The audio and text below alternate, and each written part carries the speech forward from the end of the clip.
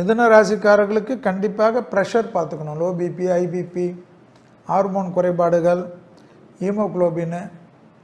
அடுத்தது எதை பார்த்துக்கணும்? ஹார்ட் பம்பிங்கெல்லாம் கரெக்டாக இருக்கான்னு பார்த்துக்கணும். ரத்த ஓட்டம் கழுத்துலேருந்து மூளைக்கும் ஹார்ட்டுக்கும் சரியாக இருக்கான்.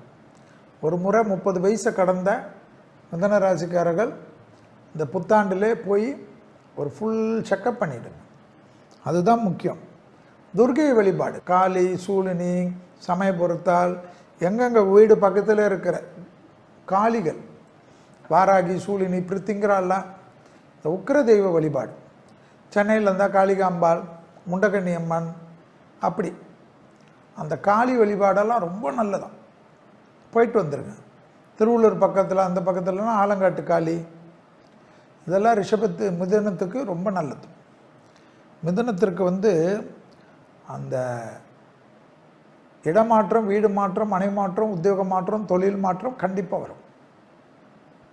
பிள்ளைகளுடைய சுபகாரிய தடைகள், பிள்ளைகளுடைய படிப்பு, உத்தியோகம், தொழில், வியாபாரம், பிள்ளைகள் நீண்ட நாட்களாக இருந்த பாதிப்பிலிருந்து நிவர்த்தி. கூடா நட்பால் பிள்ளைகள் பாதிப்பு இருந்த அமைப்பு, சட்ட சிக்கலில் பாதித்த பிள்ளைகள்லாம் சரியாயிடுவாங்க. குடும்பத்தில் அனுகூலம் ஏற்படும். குடும்ப பந்தத்தில் இருந்த விரிசல்கள் மாறும். கல்யாண அமைப்பு கைகூடும். காதல் ஏற்றுக்கொள்ளப்படும். தள்ளி தள்ளி போட்டுக்காதீங்க, டக்குன்னு முடிச்சிடுங்க. 2026ஆம் ஆண்டு மே மாதம் வரைக்கும் ஜம்முன்னு இதெல்லாம் முடிச்சுக்கணும். பெற்றோர் பெரியவர்களுக்கும் உங்களுக்கு இருந்த மனத்தாங்கல் தீரும். தொலைதூரத்திலிருந்து நல்ல செய்தி வரும். அடிமை தொழிலிருந்து தனிப்பட்ட தொழில் தொடங்கலாம்.